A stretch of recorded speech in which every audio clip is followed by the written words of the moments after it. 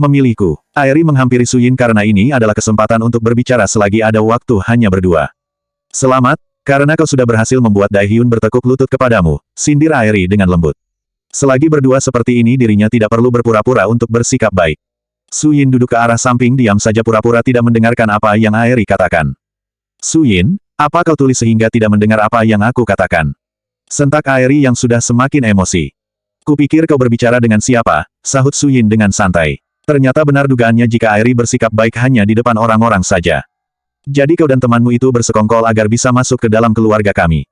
Jangan harap dia bisa karena ayah dan ibu tidak akan pernah setuju anaknya menikah dengan seorang wanita rendahan seperti dia, cibir Airi dengan sinis. Kupikir jauh lebih rendah, seorang model papan atas harus melakukan jebakan agar pria itu mau menikahinya, ujar Suyin tersenyum miring. Wajah Airi langsung merah padam mendengarkan sindiran dari Suyin. Kenapa kau tampak begitu marah? Jika kau tidak melakukannya seharusnya tidak perlu cemas, ujar Suyin sembari terkekeh. Omong kosong apa yang katakan? Aku sama sekali tidak pernah menjebak Daehyun.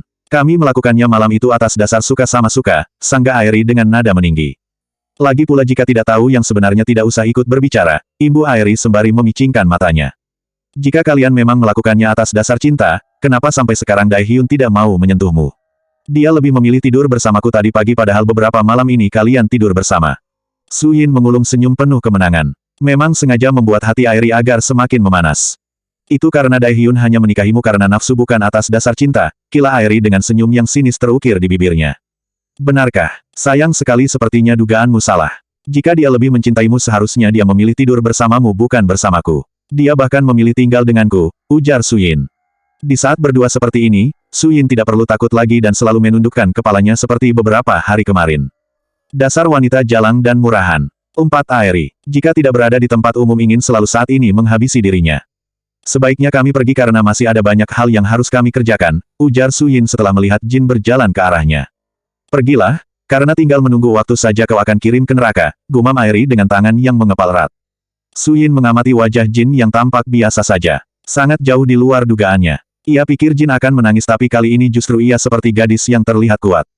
Suyin, sebaiknya kita pergi ke restoran sekarang juga, ajak Jin dengan mengukir senyum tipis di bibirnya.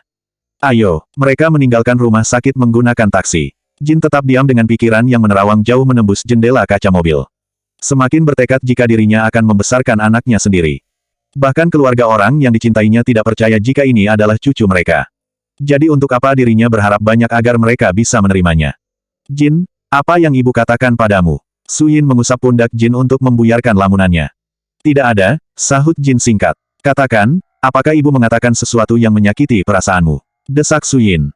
Tidak, Ni. Park hanya belum percaya jika ini anak Kim Soo-hyun. Aku sudah bertekad akan mengurus anakku sendiri sampai besar. Dia hanya membutuhkan seorang ibu dan tidak membutuhkan siapapun lagi, ujar Jin dengan tegar meski matanya sudah berkaca-kaca. Kau tidak sendirian, Jin. Aku akan membantumu merawatnya sampai besar, ujar Suyin. Terima kasih, kau memang sahabatku yang paling baik, ujar Jin dengan hati yang sangat tersentuh. Airi langsung mengajak pulang Ni. Park tanpa bertanya apapun mengenai urusannya dengan Jin. Jika dari raut wajahnya sepertinya terlihat tidak baik-baik saja. Bu, apa yang gadis itu katakan? Apakah dia akan menuntut Kim Soo-hyun untuk bertanggung jawab? Sebaiknya tidak usah didengarkan, Bu. Karena belum tentu anak yang dikandungnya adalah darah daging Kim Soo-hyun. Bisa jadi hanya mengada-ada dengan berbicara omong kosong agar bisa masuk ke dalam keluarga ini, terang Airi panjang lebar. Kau salah, tukas Ni. Park sembari menghela nafas berat. Dia justru tidak menuntut Kim Soo-hyun untuk menikahinya. Dia bahkan ingin mengurus anaknya seorang diri. Aku semakin bersalah karena sudah meremehkannya. Perasaan Ni. Park saat ini sangat campur aduk. Seharusnya tadi tidak berbicara meremehkan kepada Jin. Mereka pernah bertemu sebelumnya, dia terlihat gadis yang baik dan polos. Tidak usah terlalu percaya kata-katanya, Bu. Bisa saja hanya berpura-pura. Gadis itu pasti sedang memancing agar mendapatkan perhatian dari ibu, tukas Airi. Entahlah, sebaiknya aku akan menemuinya lagi nanti. Jika memang janin itu adalah darah daging Kim Soo-hyun maka kami akan merawatnya, tukas Ni. Park. Ni, Park segera turun dari mobilnya yang langsung disambut oleh Yeon-ho. Nenek, apakah mau ikut kami ke rumah Ibu Suyin? Ujar Yeon-ho dengan wajah yang berbinar. Tidak, jika kau ingin pergi maka pergilah. Ni, Park bersikap sangat cuek karena banyak hal yang dipikirkan olehnya saat ini. Cemas karena sampai detik ini bahkan tidak tahu keberadaan Kim Soo-hyun di mana. Sunwo, bagaimana hasilnya? Apakah kau berhasil membawa calon menantumu pulang? Ujar Haesok sembari mengedarkan pandangannya ke belakang Ni. Park, tidak ada siapa-siapa kecuali Airi yang melenggang sendirian. Park menggelengkan kepalanya pelan. Bagaimana mungkin membawanya pulang? Ia bahkan tidak menawarkan Jin agar ikut bersamanya. Justru memintanya melakukan tes DNA untuk memastikan jika janin yang dikandungnya adalah darah daging Kim Soo-hyun. Apakah dia menolaknya? Alis Haesok saling bertautan sembari memandang curiga pada menantunya. Apakah kau tidak mengajaknya pulang ke rumah ini? Imbu Haesok dengan tatapan menyelidik. Kita harus mengetahui semuanya terlebih dahulu, Bu. Aku hanya khawatir jika anak yang dikandungnya bukanlah darah Kim Soo-hyun, ujar Ni. Park. Pantas saja dia tidak mau ke rumah ini. Baiklah, jika kalian semua tidak bisa membawanya ke rumah ini, biarkan aku saja yang mengurusnya. Aku hanya heran dengan kalian, tidak bisa membedakan antara wanita baik-baik dan wanita yang pura-pura baik. Tukas Haesok seraya melirik Airi dengan tidak suka. Bukan begitu, Bu. Aku hanya ingin berjaga-jaga agar tidak ditipu, kilah Nim Park agar tidak disalahkan. Menyebalkan sekali nenek tua ini, gerutu Airi ketika Haesok meliriknya dengan sinis. Sudahlah, aku akan bersiap-siap ke rumah Suyin. Terlalu lama di sini membuatku stres karena tidak tahu jalan pikiran kalian, ujar Haesok. Bab 502 menyendiri. Pulau Ulengdo. Seorang pria sedang berbaring di atas sebuah batu besar di pinggir tebing.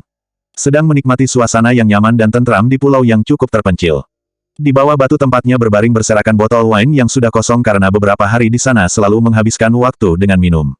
Matanya yang teduh menatap langit sore hari di mana matahari hampir tenggelam. Perasaannya benar-benar rumit saat ini. Sudah beberapa hari tinggal di pulau itu tanpa ada tujuan tapi tetap tidak mendapatkan titik terang. Kim Soo-hyun menyadari jika dirinya memang pengecut tidak berani bertanggung jawab dengan apa yang dilakukan olehnya. Ada sedikit rasa bersalah karena sudah berkata yang tidak pantas pada seseorang yang sudah ia nodai. Diraihnya kembali wine yang berada di atas batu lalu menenggaknya hingga terbatuk-batuk karena tersedak. Sial, umpat Kim Soo-hyun ketika merasakan tenggorokannya tercekat. Kim Soo-hyun terduduk dengan rambut yang acak-acakan serta baju yang kumalyang. Beberapa hari belakangan memang tidak pernah mengurus penampilannya. Bahkan keluarganya mungkin tidak akan mengenalinya jika posisinya seperti itu. Tolong, tolong, tolong. Tiba-tiba saja Kim Soo-hyun mendengar seperti ada suara seorang wanita yang meminta tolong. Namun pria itu kembali membaringkan tubuhnya di atas batu. Mungkin itu hanyalah suara deburan ombak yang mirip seperti suara orang meminta tolong. Semakin lama suara itu semakin terdengar cukup jelas hingga Kim Soo-hyun terduduk kembali karena merasa sangat terusik. Ia pun segera turun dengan melompat dari batu besar itu. Lalu melangkahkan kakinya untuk mencari sumber suara tersebut. Suara itu semakin terdengar jelas ketika Kim Soo-hyun menapaki anak tangga menuju ke tepi laut. Kim Soo-hyun segera berlari ketika melihat seorang wanita yang sedang berbaring tepat di bibir pantai tengah mengadu kesakitan. Pria itu tidak merasakan sakit di kakinya yang tidak memakai alas ketika batu karang melukai telapaknya. Yang ada di pikirannya saat ini adalah wanita yang berbaring di atas pasir. Tuan, tolong aku, ujar wanita yang berumur sekitar 30 tahun. Ia merintih kesakitan dengan tangan yang memegangi perutnya yang besar. Apa yang terjadi padamu? Ujar Kim Soo-hyun panik. Perutku sakit sekali, rintih wanita itu dengan keringat yang mengucur di dahinya hingga mengalir ke pipi. Di sebelahnya terdapat bakul yang berisi kerang. Sepertinya wanita itu adalah warga sekitar pulau. Kim Soo-hyun berjalan mondar-mandir di depan wanita itu karena tidak tahu apa yang harus dilakukan olehnya saat ini. Terlebih lagi ketika mencium bau anyir darah segar. Perutnya bergejolak ingin memuntahkan semua yang ada di dalam perutnya. Matanya langsung membulat sempurna sembari menutupi hidungnya dengan tangan ketika melihat darah segar mengalir dari kaki wanita itu.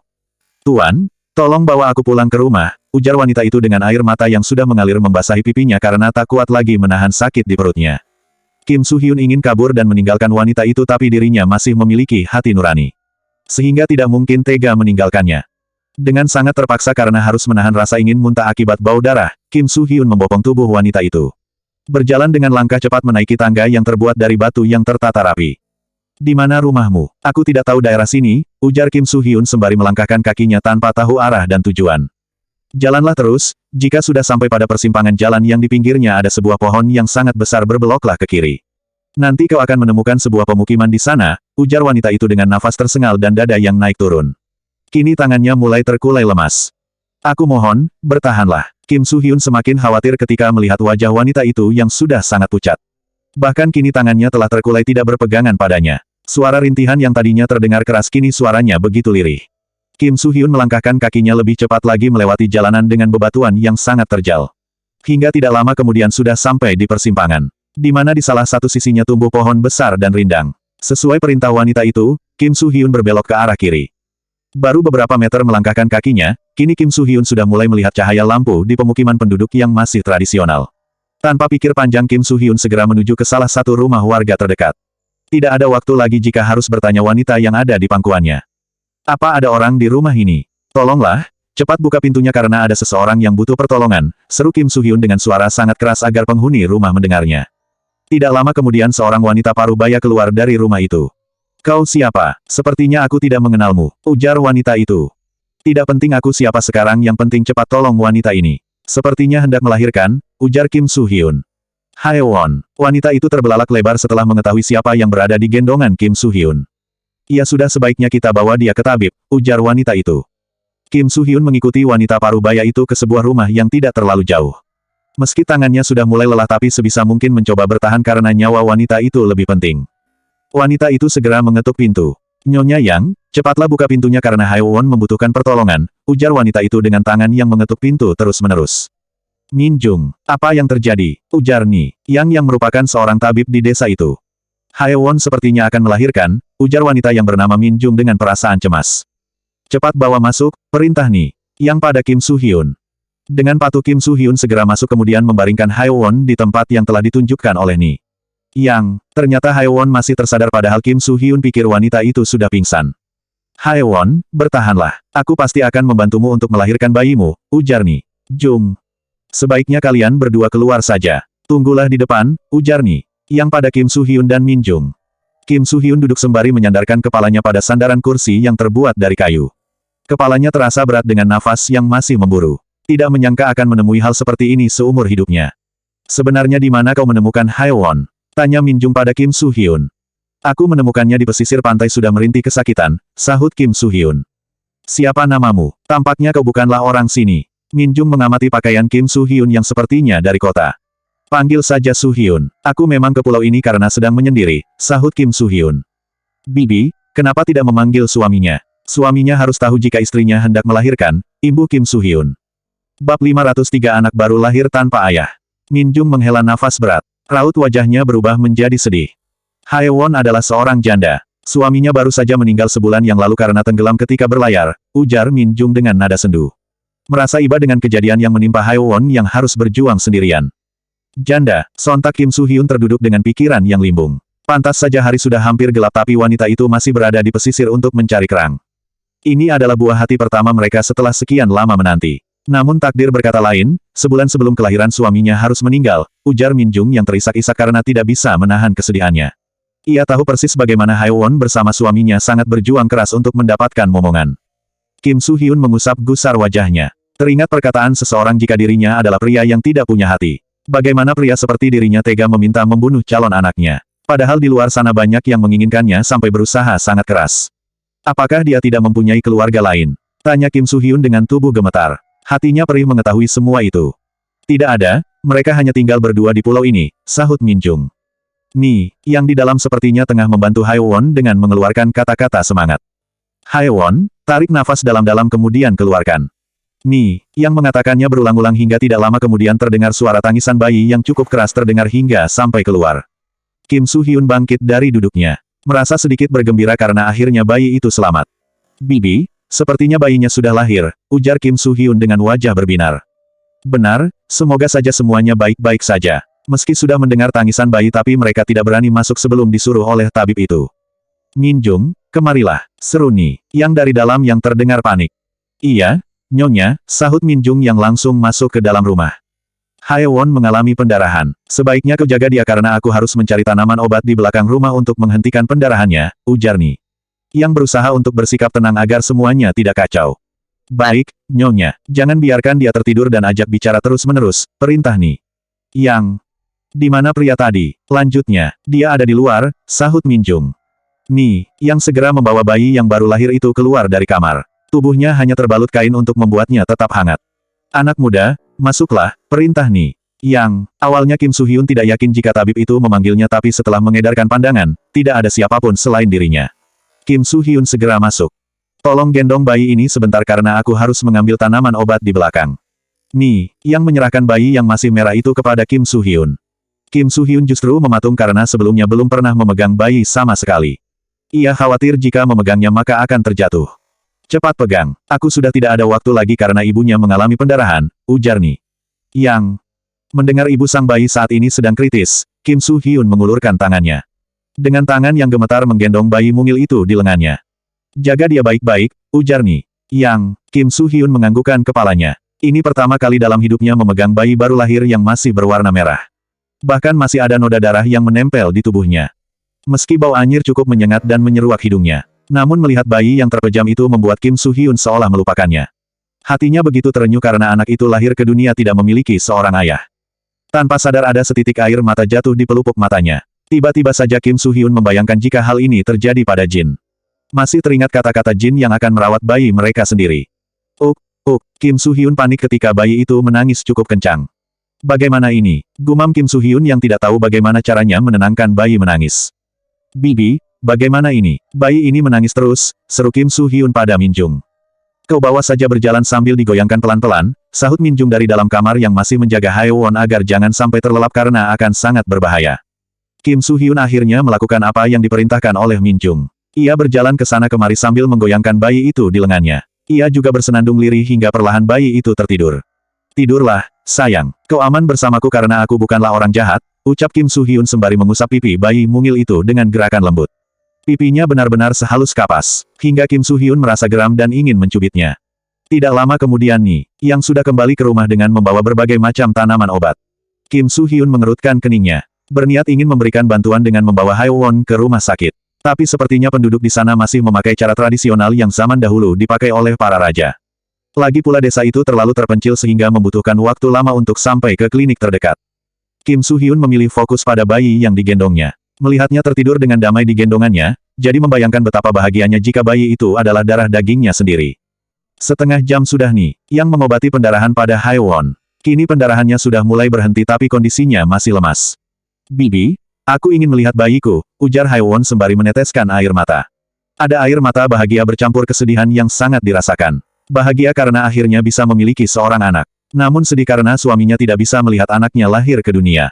Aku akan mengambilnya, ujar Min Jung seraya bangkit berdiri dari duduknya kemudian keluar dari kamar. Soo-hyun, biarkan aku yang menggendongnya, ujar Min Jung. Kim Soo-hyun segera menyerahkan bayi itu dengan sangat pelan pada Min Jung takut jika terjatuh. Sepertinya dia sangat nyaman tidur digendong olehmu, ujar Min Jung seraya tersenyum. Aku bahkan tidak pernah menggendong bayi, Bibi. Kim Soo-hyun menggaruk kepalanya bagian belakang yang terasa tidak gatal. Semoga kau cepat menikah dan memiliki seorang bayi. Agar kau bisa merasakan bagaimana bahagianya menjadi orang tua, ujar Min Jung lalu berjalan kembali masuk ke dalam kamar. Seperti ada sesuatu yang menyentuh hati Kim Soo-hyun. Hatinya tiba-tiba saja bergetar, khawatir jika Jin benar-benar akan menggugurkan kandungannya. Meski tidak mungkin tapi bisa saja dia melakukan hal itu karena merasa depresi. Kim Soo-hyun segera keluar dari rumah itu tanpa berpamitan karena ia ingin segera kembali ke Seoul. Ingin memastikan jika Jin belum menggugurkan kandungannya. Lagi pula sudah cukup lama ia menyendiri di pulau itu. Kini saatnya kembali dan menata semuanya dari awal. Bab 504 memilihmu. Villa Pyeongchangdong. Haesok dan Jo Yeon-ho mungkin akan menginap beberapa malam di sana. Rencana Haesok untuk kembali ke Busan terpaksa ditunda karena sepertinya kehidupan kedua cucunya sedang rumit. Haesok tidak ingin setelah berada di Busan justru kepikiran mereka. Nek, kenapa Ibu Suyin lama sekali pulangnya? Apakah ayah juga akan menginap di sini? Tanya Jo Yeon-ho dengan wajah polos. Haesok menghela nafas panjang. Ingin menjelaskan semuanya tapi bingung harus memulai dari mana. Meski Jo Yeon-ho masih kecil tapi sepertinya dia juga harus tahu apa yang terjadi. Yeon-ho, aku ingin memberitahumu tentang sesuatu. Tapi kau harus janji tidak boleh marah, ujar Haesok sebelum mengatakan semuanya. Aku janji tidak akan marah, Nek, ujar Jo Yeon-ho. Sebenarnya ayah dan bibi Suyin sudah menikah. Artinya kau memiliki dua ibu. Ibu Airi dan Ibu Suyin, terang Haesok pelan-pelan agar Yeon-ho mengerti. Ayah dan Ibu Suyin menikah. Bukankah ayah adalah suami ibuku? Tanya Jo Yeon-ho dengan wajah polos. Sudahlah, lupakan saja. Haesok mendesah panjang karena sulit untuk memberitahu anak sekecil Jo Yeon-ho. Silahkan diminum tehnya, Nek, ujar bibi Sia sembari menaruh cangkir ke atas meja tepat di depan Haesok. Sangat cocok sambil menikmati acara televisi. Terima kasih. Apa mereka memang selalu pulang hingga larut seperti ini? Tanya Haesok sembari melihat jam dinding yang sudah menunjukkan hampir pukul 10 malam. Mungkin sedang ada pekerjaan yang belum diselesaikan, Nek. Apakah perlu kita menghubungi mereka? Ujar bibi Sia. Tidak perlu, mungkin sedang dalam perjalanan, tolak Haesok. The Sila Seoul Hotel. Suyin datang ke hotel secara diam-diam. Berniat ingin memberikan kejutan kepada Daehyun. Namun hingga malam belum juga selesai dengan rapatnya. Suyin sudah mulai bosan karena hampir 2 jam menunggu. Yang bisa dilakukannya hanyalah tiduran di sofa dengan berbagai pose. Telentang, tengkurap, duduk, semuanya sudah dicoba hingga Suyin sangat merasa bosan. Sayang, Kenapa kau lama sekali? Gerutu Suyin. Jika tahu akan seperti ini, lebih baik tadi langsung pulang ketika dari restoran. Ceklek. Terdengar suara pintu terbuka. Suyin tidak beranjak dari tempat duduknya karena tidak berharap jika itu adalah Chang Yuan yang masuk. Dae Hyun melangkah sambil mengamati siapa yang tengah duduk di sofa dengan posisi membelakanginya. Namun jika dilihat lebih seksama itu mirip seperti istrinya. Wajah Dae Hyun yang tadinya sangat letih mendadak berbinar setelah yakin jika yang duduk di sofa adalah Suyin. Senyum mengembang langsung terlukis di bibirnya. Dengan langkah pelan, Dae Hyun berjalan mendekati Suyin lalu menutup matanya dari belakang. Dae Hyun, apakah ini kau? Ujar Suyin seraya mencoba membuka telapak tangan yang menutupi kelopak matanya. Memangnya kau pikir siapa lagi? Dae Hyun melepaskan telapak tangannya yang menutupi mata Suyin. Lalu merangkul leher Suyin dari belakang. Dengan sengaja meletakkan dagunya di bahu Suyin. Kau lama sekali. Aku bahkan sudah menunggu sejak tadi, gerutu Suyin sembari mencebikkan bibirnya. Aku baru saja selesai rapat. Lagi pula kau juga tidak menghubungiku jika kau datang kemari. Dae Hyun berjalan menuju sofa lalu membaringkan tubuhnya dengan pangkuan Suyin sebagai bantalan. Kupikir kau hanya sebentar saja di dalam. Tak disangka aku menunggu hampir 2 jam di sini. Suyin mengusap kepala Dae Hyun yang berada di atas pangkuannya. Aku sungguh minta maaf. Dae Hyun menatap manik mata yang begitu indah terpancar dari kedua bola mata Suyin. Permintaan maaf diterima. Apakah hari ini begitu sibuk sehingga kau tidak ada waktu untuk menghubungiku? Banyak pekerjaan yang terbengkalai selama ku tinggalkan sehingga aku harus mengatur ulang semuanya. Aku bahkan belum makan sejak siang, ujar Dae Hyun. Ya sudah, ayo kita pergi ke restoran. Aku tidak ingin aku sakit karena terlalu bekerja keras, ujar Suyin. Nanti saja, aku ingin mengurangi rasa lelahku sebentar dengan tidur di pangkuanmu, ujar Dae Hyun dengan mata yang terpejam. Ingin melepaskan lelah setelah berpikir keras seharian. Bukankah kau bisa melakukannya nanti di rumah? Aku khawatir kau justru tertidur pulas di sini, ujar Suyin. Tidak akan. Dae Hyun meraih telapak tangan Suyin lalu menempelkan di pipinya. Apakah kau ingin tahu jika tadi aku dan Jin bertemu ibu ketika berada di rumah sakit? Ujar Suyin ingin bercerita kepada suaminya karena ia juga berhak tahu. Benarkah? Lalu apa yang ibu katakan? Apakah dia menyakiti hati Jin? Dae Hyun lantas membuka matanya karena penasaran akan jawaban dari Suyin. Aku tidak tahu secara pasti karena Jin tidak mau menceritakan semuanya. Jin hanya mengatakan jika ibu meminta melakukan tes DNA pada janin yang ada di kandungannya. Untuk memastikan jika anak itu adalah benar-benar darah daging Kim Soo Hyun atau, terang Suyin sembari menghela nafas panjang. Lalu bagaimana jawaban Jin? Jin mengatakan jika dia tidak akan meminta pertanggungjawaban Kim Soo Hyun meskipun terbukti anaknya. Dia mengatakan akan merawatnya sendirian. Meski Jin mengatakannya dengan nada tenang dan tanpa beban. Tapi Suyin bisa merasakan jika Jin ingin memiliki keluarga yang utuh untuk anak-anaknya. Ibu selalu saja tidak percaya orang lain. Akan kupastikan jika Kim Soo Hyun harus menanggung akibatnya. Sebenarnya di mana Kim Soo Hyun sekarang? Aku sangat khawatir terjadi sesuatu padanya, ujar Suyin. Rasanya sudah lama tidak ada kabar berita dari Kim Soo Hyun. Aku mohon jangan membicarakan pria lain di depanku karena aku akan sangat merasa cemburu, ujar Dae Hyun yang langsung memasang wajah masam dan bibir cemberut. Dia bukan pria lain. Bukankah dia itu adik kandungmu sendiri? Untuk apa harus cemburu? Suyin memutar bola matanya. Apa kau tidak ingat jika dia pernah menyukaimu? Aku bahkan hampir gila ketika membiarkanmu hanya berdua saja bersamanya. Apalagi ketika dia mengatakan ingin menikahimu saat kalian baru saja turun gunung. Rasanya aku sangat ingin meninju wajahnya, gerutu Dae Hyun dengan raut wajah jengkel jika mengingat masa-masa mereka harus sembunyi-sembunyi. Sudahlah, buktinya sekarang aku memilihmu dan ingin kau selalu di sampingku, ujar Suyin seraya meraba pipi Dae Hyun. Beruntungnya aku berada di sampingmu, ujar Dae Hyun. Ayo kita pulang, aku sudah lelah dan mengantuk. Suyin menguap sembari menutupi mulutnya dengan tangan. Kita tidak jadi makan. Kita makan di rumah saja karena ini sudah malam, ujar Suyin. Melihat istrinya yang sudah sangat ngantuk, membuat Dae Hyun tidak tega untuk berlama-lama di hotel. Bab 505 Kedatangan Hae Sok. Villa Pyeongchangdong. Suyin dan Dae Hyun saling berpandangan hingga beberapa saat karena mendapat villa yang masih sangat terang. Padahal biasanya jika sudah di atas pukul 10 suasana rumah sudah gelap dan sepi.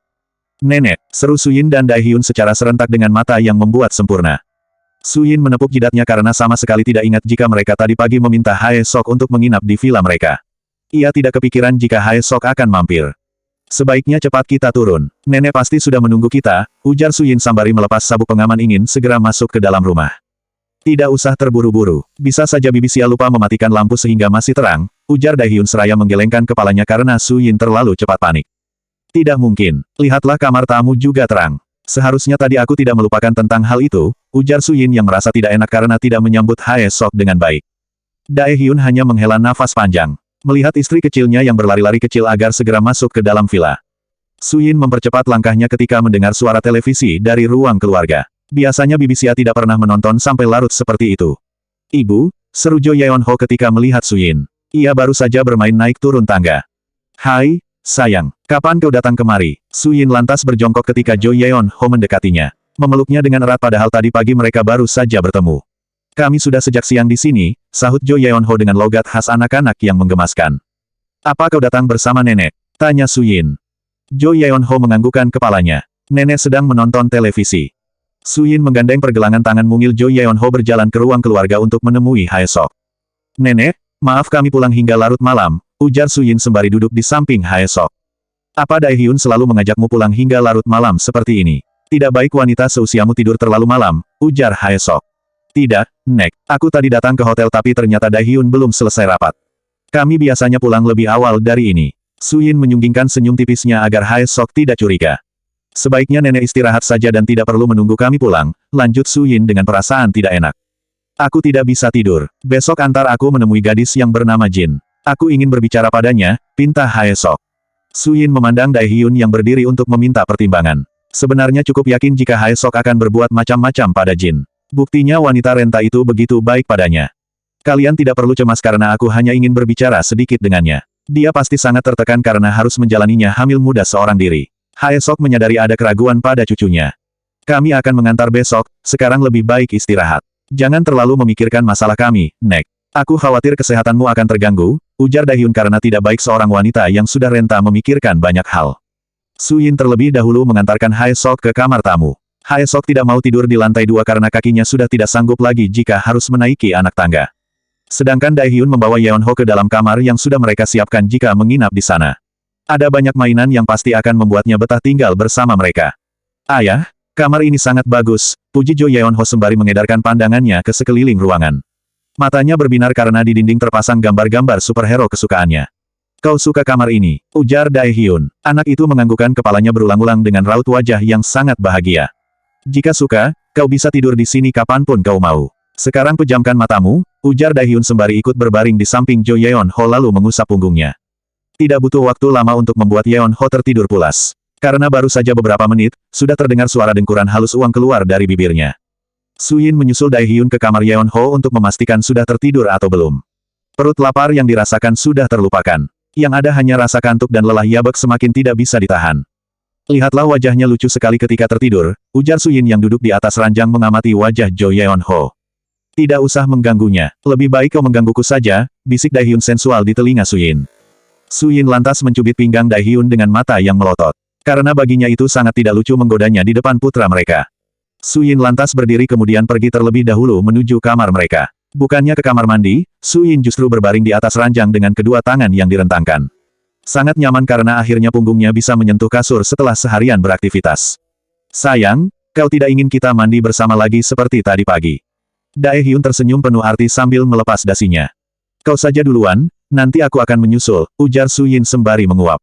Bukankah kita berencana untuk makan malam terlebih dahulu? Apa kau tidak berniat memasak untukku? Perutku sudah kelaparan sejak tadi, ujar Daehyun. Aku tidak bisa masak. Jika kau memakan makananku, justru aku khawatir kau nanti akan mengalami keracunan, sahut Suyin asal karena matanya sudah terasa berat. Daehyun mencondongkan tubuhnya tepat depan di wajah Suyin. Mengungkung tubuh kecil itu di bawah tubuhnya. Bagaimana kalau kita bertukar? Usul Daehyun. Apa? Mata Suyin terbuka hingga pandangan mereka saling beradu. Sepertinya aku berubah pikiran. Perutku tidak ingin lagi diisi oleh makanan. Sepertinya aku lebih kenyang jika memakanmu, ujar Daehyun seraya terkekeh. Dasar mesum. Suyin merasa gemas hingga ia mencubit pipi suaminya dengan cukup keras. Aduh, sakit, rintih Daehyun seraya mengusap pipinya yang terasa pedih. Itu akibatnya karena selalu saja berpikiran mesum. Tidak bisakah berpikir secara normal, gerutu Suyin sembari mencebikkan bibirnya. Baiklah, kau memang sangat tega padaku. Aku akan turun sendiri untuk mencari makanan di dapur, ujar Daehyun cuek lantas keluar dari kamar. Apakah dia marah? Gumam Suyin yang langsung terduduk di sisi ranjang. Dengan sangat terpaksa Suyin mengikuti Daehyun ke dapur. Merasa berdosa karena tidak bisa menjadi istri yang baik. Masih selalu saja tidak bisa diandalkan dalam hal menyiapkan makanan. Suyin lantas memeluk pinggang Daehyun dari belakang. Menyembunyikan kepalanya di punggung suaminya yang tengah berada di depan kompor. Kenapa kau mengikutiku? Bukankah kau bilang ingin tidur? Ujar Daehyun dengan suara parau. Aku tidak mau tidur jika kau masih marah padaku. Su Yin semakin mengeratkan pelukannya. Selanjutnya bab 506 foto kenangan.